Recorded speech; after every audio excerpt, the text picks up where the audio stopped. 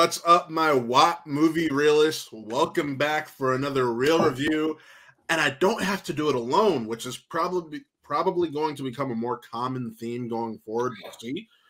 But I'm glad to be joined by Jeff, talking about what's probably at least one of our most anticipated films of this year, among many others, and that is Dune Part 2. Jeff, how you doing? I'm doing great. I am really excited that you wanted to have me here in your floundering review show as your white savior to talk about the most anti-white savior film. Anyways, no, I'm very excited. Yeah.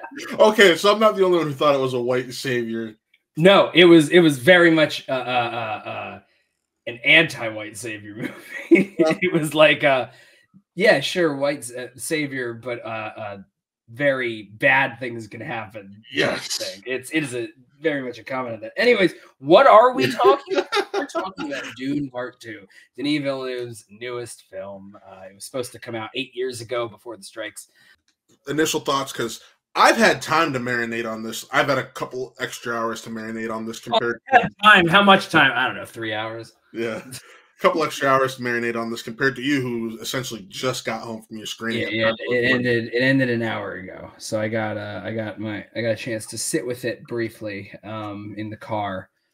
So why don't you go first? Gives me an extra minute. So overall, I really dug it. The performances are bar none. I liked that we got to spend more time with some secondary characters who were introduced in the first film, like a Javier Bardem, who played a much larger, more interesting role.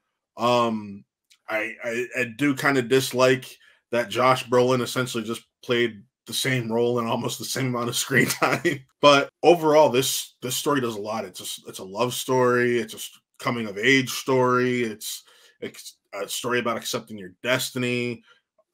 Just so much, and Denis Villeneuve's guiding hand is just all over the place, and I dug the hell out of it. When the action is in place, it's just pulls you in. And I'll say this, the first hour you can feel it a little bit, but after a certain point you just get sucked in. And I remember, because I check my watch throughout the screening just to keep an eye. Okay, how much time do I have? I checked it around the first hour. Okay, fine, cool. The next time I checked my watch, there was only like 20 minutes left in the movie. I was like, it didn't feel like that. It didn't feel that long, which is a good thing. But overall, I really dug the hell out of this.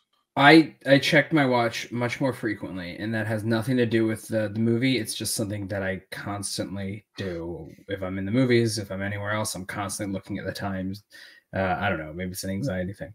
But I will say, this is another example of, like, when you think of like what big budget filmmaking can be, you get the right kind of filmmaker with the right kind of crew, and you give them the largest canvas possible. And this is the kind of film that you expect. This is the kind of film where you give them everything at their disposal. It's like, just come back with something awesome. And that's what this is. It's awesome. It's awe-inspiring. It is a massive, epic film in every sense of the word.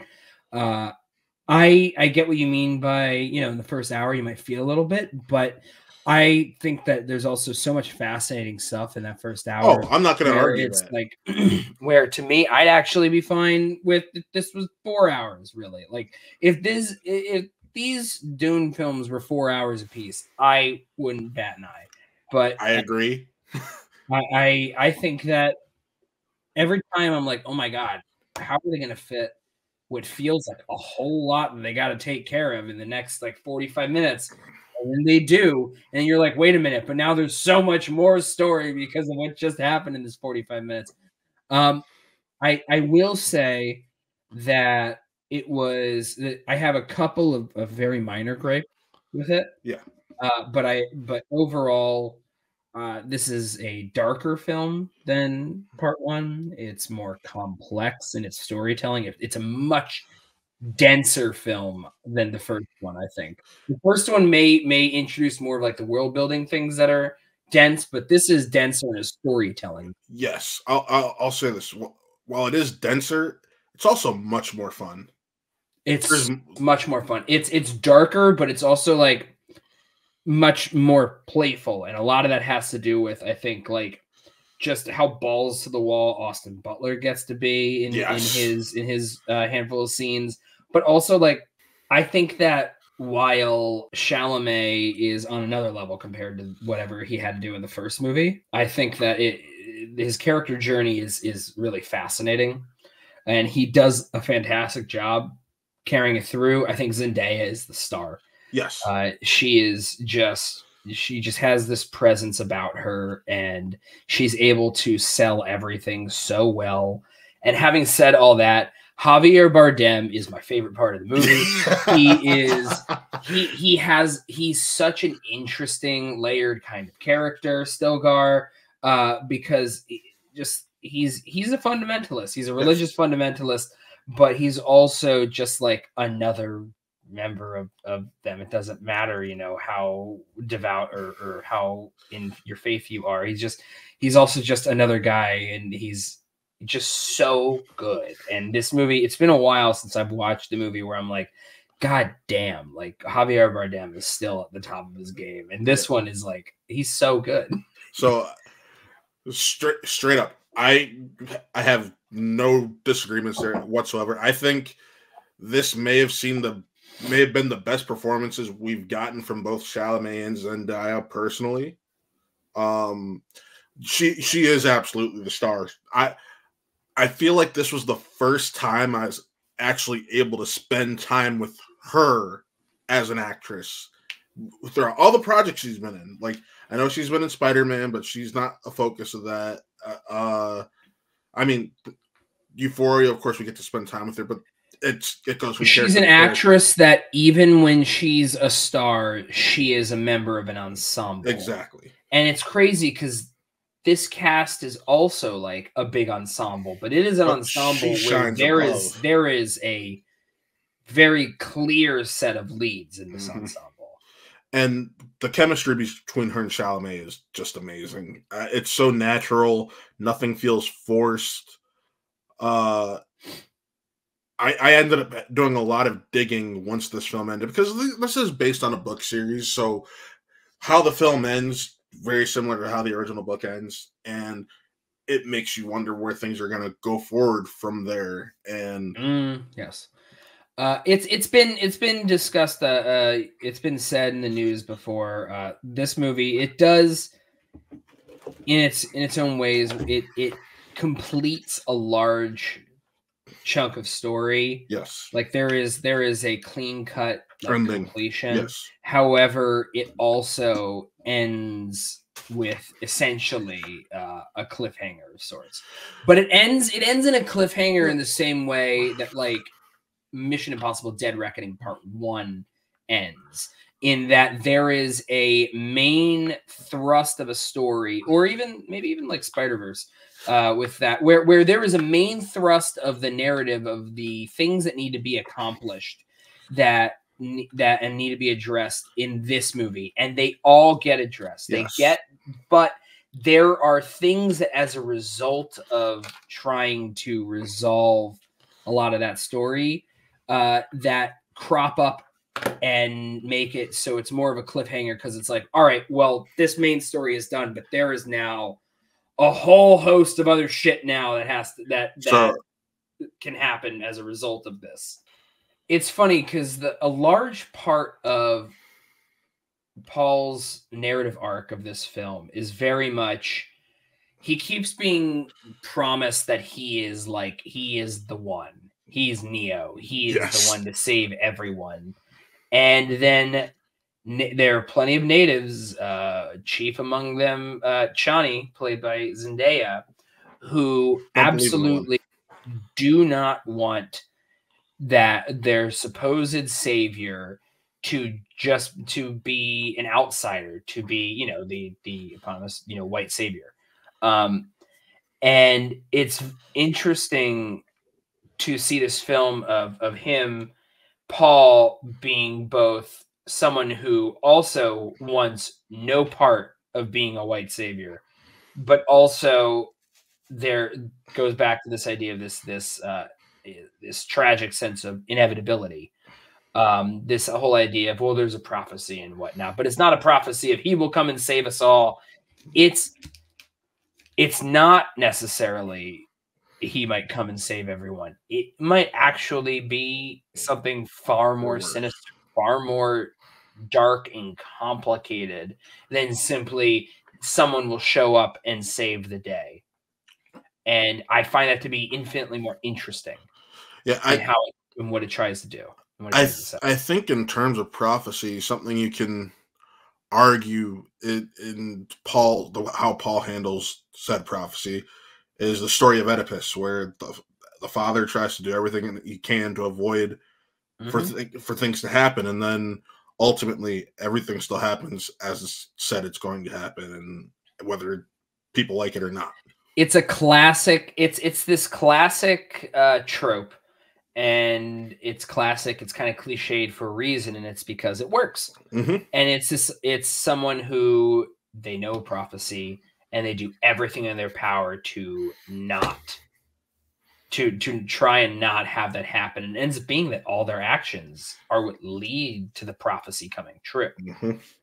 So I think that's really interesting, and it's a fascinating deconstruction of that kind of idea.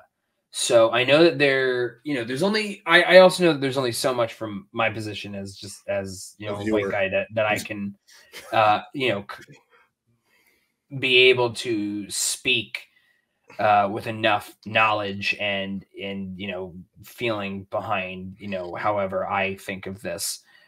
Because maybe there are other people though that are able to read it differently than I am, and then maybe I might change my tune on this. But how I feel about it here is I think that it is just it's very complicated. It's so dense that it's hard.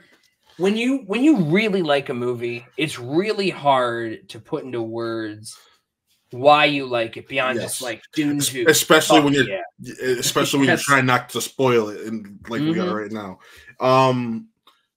And that's why I always tell people, I'm like, oh, why are your reviews so like 6-7 minutes? I'm like, because I can't say anything that I really want to break down. You don't want to spoil it. Yeah, I get it. Yeah, I mean, because this is such a journey. And this is really such a journey it sucks you in. The visuals are spectacular. The performances, like Austin Butler as Feyd-Rautha. Thank you. Fenratha. And that performance just blew me away. It's big. Somewhat performance. It's a big performance, but it works. Just like going back to Javier Bardem, playing this man who's a man of the people but still very faithful to what he believes in, whether his people agree with him or not. It's fantastic. I haven't been this moved by a Javier Bardem performance in a while. So being able to have that again, that's, like I said, I loved spending time with some of these side characters. Rebecca Ferguson gets more time to shine in this. She's great. She's off her fucking rocker in this one, actually. Sinister as all hell too. But just I was eating it up because of how spectacular of a talent she is. I can't think of a singular bad performance in this. To me, the weakest performance is probably one of the ones we don't see as much, and that's probably Christopher Walken, and it still wasn't a bad performance. It wasn't weak. It was just you didn't really need to do much.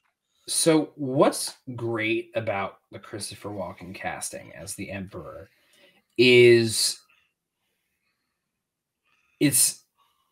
he has such a presence about him already. So it's almost like Christopher Walken and his whole persona and how we feel about him. It's sort of been absorbed through like culture osmosis to everyone. So we see him as the emperor, and he sits there, and it's also he's not leaning into any sort of shtick. He's just, this is great because like you remember that a great actor, it doesn't need a lot of screen time and a lot of dialogue to command the screen. And he does command the screen. I'd also, my biggest issues with the movie are very, very minor ones. Yes. I was lucky enough to be able to see the screening in IMAX, and I was an XD. It was like I had said earlier, like a very overwhelming experience. It made me think of something like RRR. And by that, I mean to say I saw the movie 5 times in theaters. And one thing that I always leave the theater thinking is that movie is loud. And this movie, Dune Part 2, is loud. Yeah. It is a loud soundtrack. And it is loud to the point where there's dialogue that's in English that is hard to hear. And so it felt very much like a Christopher Nolan type technical issue. It doesn't happen a ton, but it happens enough times. And when your movie is as long as this one is, then you notice it because it happens a handful of times. I will also note that it only happened very, very briefly here or there, including in Fade Rautha's. There's a battle scene that he's in where he's fighting a bunch of people, and you see it in the trailer where everything's in black and white basically, or at least it's such a saturated tone. And there's a bit in it where during the fight where it feels sort of volumey, the staging of it and the look of it, where it's like, ooh, it kind of is a little volumey, a little green screeny in the way that it's kind of like, and that it doesn't happen a lot, but it happened a couple times. And I only want to point it out because this movie otherwise is such like a massive technical achievement, especially that third act. That incredible third act. Yeah. So it's like those little things, audio, which goes all the way through to like the end, and these little bits with that stuff where it seems like you can the special effects and the way it's filmed it's a little more obvious that it feels like it's worth mentioning. Those are my big issues with it. Yeah, those are my big issues with the film. They're mostly that. I mean, I had a slight issue with I didn't know. There was times where it felt like the audio was in a tin cup, but I remember they are shooting out the desert and it's probably windy, so maybe that was on purpose. It felt like it was coming out of a walkie-talkie. I don't know if you had that same experience. It could have just been my theater. No, I don't remember much of that. I just think that things were loud around them so much. Yes. Then like the score was loud. The score was like Christopher Nolan level loud. There's one moment in particular I can think of that I won't go into detail on where a major information drop has happened and the music just, and I should say it's just actually a small piece of information, but it has major implications. But the music around it, just, I think I know exactly what you're referring to. Yeah, yes, that's one of those things. The music, though, the music is great. Yes, the music is so good. I know that in the first movie, everyone was going like crazy for the bagpipes. Yeah. I just want to say like special shout out to like all the throat singing in this score. Like, it is. There is so much throat singing in the score. That is just like, those are the real throat goats. And I think that it is just ridiculous how, like, I've never heard so much. It's just like, I know I might feel like repeating myself there, but it's like, I don't think I've ever heard that much throat singing. No. There was some throat singing in the first one. I know, because I rewatched it earlier today. I rewatched it last night. And but this one has like a large amount of it, and it works though. It's all really cool and really well put together, and it's just really fascinating what kind of story they're trying to tell and the thematic implications of where they take certain characters and how outside of the inevitability while you're watching it of, oh, this is the only way that it can really end, and that doesn't sound like a good, happy ending. It also doesn't feel predictable necessarily. It all feels of a piece. It feels important. It feels inevitable, but never in a predictable way. The acting is across the board just great. I think that there's some really intriguing stuff that Timothée Chalamet is doing with his performance. I gotta say, I was so curious going into this movie about thinking, how is Austin Butler going to sound when he speaks? You're curious if you're going to get that Elvis twang? And I'm almost certain that his very first line of dialogue, he sounded like he had the twang. He speaks with the Elvis twang, and then everything after that, he speaks exactly like Stellan Skarsgård as the Baron. And it was really confusing. Okay, so I'm not the only one who felt like that. Cool. All right. But it really threw me off. It was very much a Gene Wilder doing a somersault in Willy Wonka type like acting choice, where it's like, I'm gonna do one thing and then I'm gonna completely ignore that thing, and you're never gonna get to a read on me because I am a wild card. He is the Charlie Kelly of the group in this movie.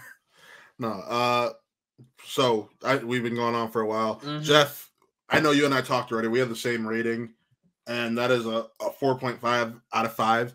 It's just those technical issues here and there, but overall, the acting, the world building, the visuals, the action, there's not really any real major negatives that this film has, to me at least, and it sounds like to you. To me at least, I think that like we said, it's a darker film than the first. If we use the first film as a bar, because to me they're both a 4.5 out of 5. Yes. I think they might be one of the great two-parters, and if he makes Dune Messiah, I could see Denis creating one of the great trilogies. Yes. If we use the first one as the bar, I think that it is a more rich story that it's telling. I think that the performances are uniformly better. I think that everyone was so, fascinated. They were so like dumbstruck by the scale of the first film.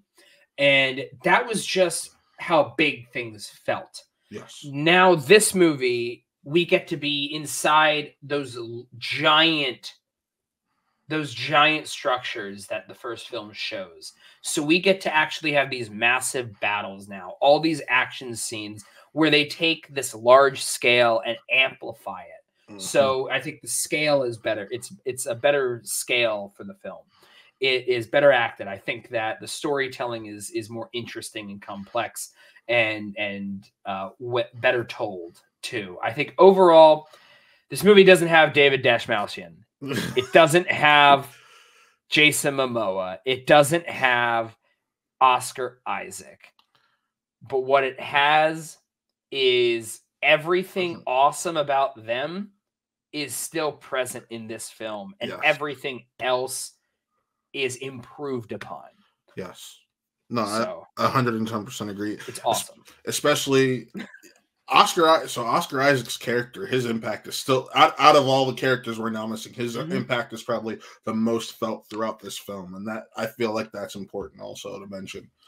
But with that, folks, be sure to tune into everything we're doing over here at Watt Real Entertainment. And also be sure to check out Watt Gaming, where our Twitch streams go to live after Taylor or I or somebody else involved with the channel goes and does a Twitch stream for video games. That's just twitch.tv/WattRealent, like in the top corner up there. And then Watt Gaming is just the VODs and things and clips and things like that. So be sure to subscribe and check that out. Also, I know there's a couple other reviews coming out soon. Maybe Kung Fu Panda 4. depending on. I'm going to see it. I just got to watch the sequels. I've never actually watched the sequels. I've never watched the sequels either.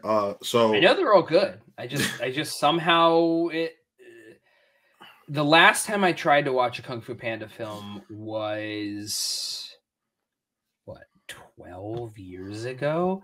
I tried to watch the second one while working out in the living room of my college house, and I got 20 minutes in and I shut it off because I was in college and I could have gone and partied instead. Rather than be a fucking nerd. You're gonna watch Kung Fu Panda at night. Yeah, but it was daytime. Anyways, just make sure you're following us, like and subscribe. Follow myself and Jeff on the socials right there below. That is my ex account, Twitter, and that is his. But yeah, supposed to show off the Wingull here, Paulina. Let me have this. She's become an avid Pokemon plushie collector. So, and they're very cute. This is Wingull. All right, folks. Signing off. I'm Matt. That's Jeff, and we'll see you next time. Sure is.